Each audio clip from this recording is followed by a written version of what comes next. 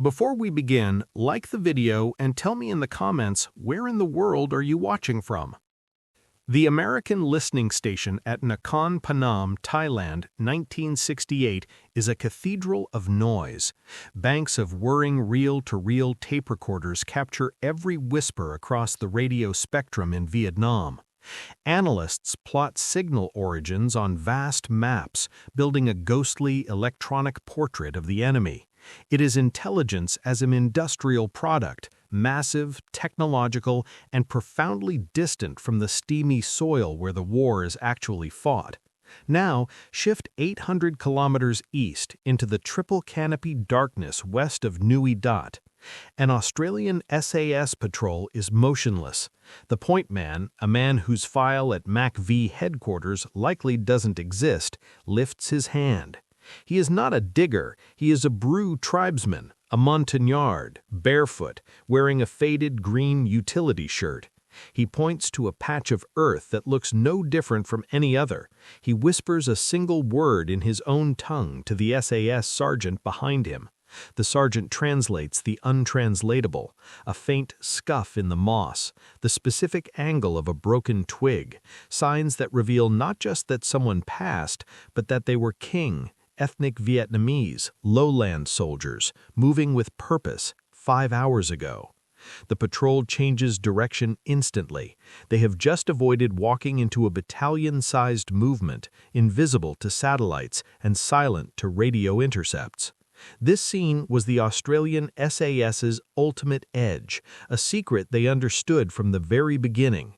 To win a war in someone else's country, you do not just bring better technology, you must borrow and you must earn the oldest intelligence network on Earth, the eyes of the people who call it home. This is the story of the unbreakable, unofficial alliance between the world's most elite special forces and Vietnam's forgotten mountain tribes. It's the story of how the SAS outsourced the war's most critical sense, sight, and in doing so, saw everything. This fundamental divergence in philosophy defined the intelligence war.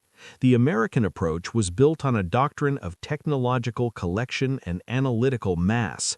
It sought to elevate the observer above the battlefield, to gain a god's-eye view through radio direction finding, aerial photography, and electronic sensors seated along the Ho Chi Minh Trail. The soldier on the ground was often the last consumer in a long chain of processed data. The Vietnamese, both friend and foe, were data points.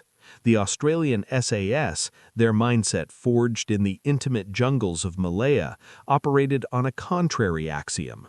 True intelligence is not collected, it is understood. And understanding a land requires the guidance of those who possess its ancient literacy. They looked at the Montagnard tribes, the Bru, the Rhade, the Jarai, not as a passive population to be secured, but as the premier reconnaissance asset in the theater. These were peoples who had been fighting incursions from the lowlands for centuries, who could read a leaf or a bent blade of grass the way a cryptographer reads a code. The SAS didn't just hire them as porters or casual scouts. They formally, if quietly, integrated them into the fabric of patrol life. A Montagnard scout would be paired with a specific SAS squadron for months. He ate their rations, shared their hides, and endured the same leeches and monsoon rains. He was not an informant to be debriefed at a wire fence. He was the patrol's environmental and cultural translator, a living guide to a world the Australians could never fully penetrate on their own. This partnership was built on a currency the massive American system couldn't generate, mutual respect born of shared hardship. The diggers admired the scout's preternatural skill. The scout, often treated as a second-class citizen by the lowland Vietnamese, respected the Australians' willingness to listen and fight alongside him as an equal. The devastating effectiveness of this bond was proven not in a single ambush, but in the slow, meticulous mapping of an invisible kingdom. The case of a Rhade scout named Kasor, who worked with 3 Squadron SASR for over a year, is emblematic. Kosor couldn't read a military map, but he could navigate by watersheds and ancestral landmarks with infallible precision.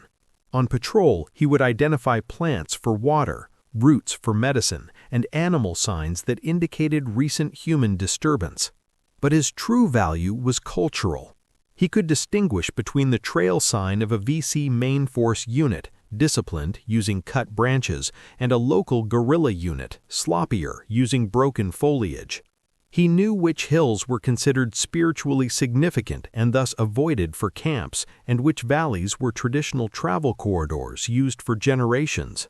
With Kosor guiding them, an SAS patrol wasn't just moving through terrain, they were moving through a social and historical landscape.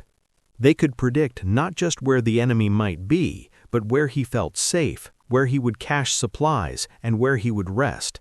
This intelligence wasn't a fleeting intercept, it was a deep pattern-of-life understanding that allowed the SAS to lay ambushes with near-clairvoyant timing, or to call in artillery on empty-looking jungle knowing a unit would move through at dawn. The Viet Cong's reaction to this was a spiral of paranoia and internal purges. They would find their exquisitely hidden base camps compromised, their secret supply routes interdicted with puzzling precision. The intelligence felt too intimate, too specific to the micro-terrain. It couldn't be explained by a lucky air photo or a betrayed radio code. It felt to the VC security cadres like a betrayal from within the landscape itself. Their suspicion inevitably turned inward, leading to devastating witch hunts within their own ranks, crippling morale and trust. The Montagnard, long dismissed by the lowland VC as primitive Moi, savages, had become a decisive and invisible weapon. American advisors attached to Australian units witnessed this with a mix of awe and professional frustration. They filed reports back to Saigon describing the inexplicable accuracy of SAS intelligence. One U.S. Special Forces captain wrote in 1969, "The Australian SAS patrols are often accompanied by indigenous scouts who possess an almost supernatural ability to track and interpret signs. Our technical collection assets, while vast, cannot replicate the predictive intelligence derived from this man-terrain symbiosis. We are analyzing the war, they are listening to it." The Americans had a database, the Australians had Kosor. They had terabytes of signal intelligence. The SAS had a man who could smell the difference between a cooking fire an hour old and one from yesterday. It was a humble, human solution that consistently outmatched the most expensive surveillance technology on the planet. The alliance between the SAS and the Montagnard stands as a timeless lesson in the true nature of intelligence. The Americans sought to master the battlefield by rising above it through layers of technology and abstraction. The Australians chose instead to sink into it, to become part of its texture by following those who knew its grain. Their secret weapon was not a piece of hardware, but a philosophy of humility, the recognition that in a counterinsurgency, the ultimate knowledge is held by the people who breathe the air and know the soil. They understood that you cannot drone strike a feeling, you cannot intercept a gut instinct, and you cannot satellite photograph a relationship of trust. By outsourcing their eyes, they gained a vision no satellite could ever provide, the vision of context, of history, of a living land. They proved that the most powerful sensor in any conflict is not a lens or a microphone, but a human being who knows what to listen for. In the end, the war in the shadows wasn't won by the side with the most listening posts, but the side that knew how to listen, period.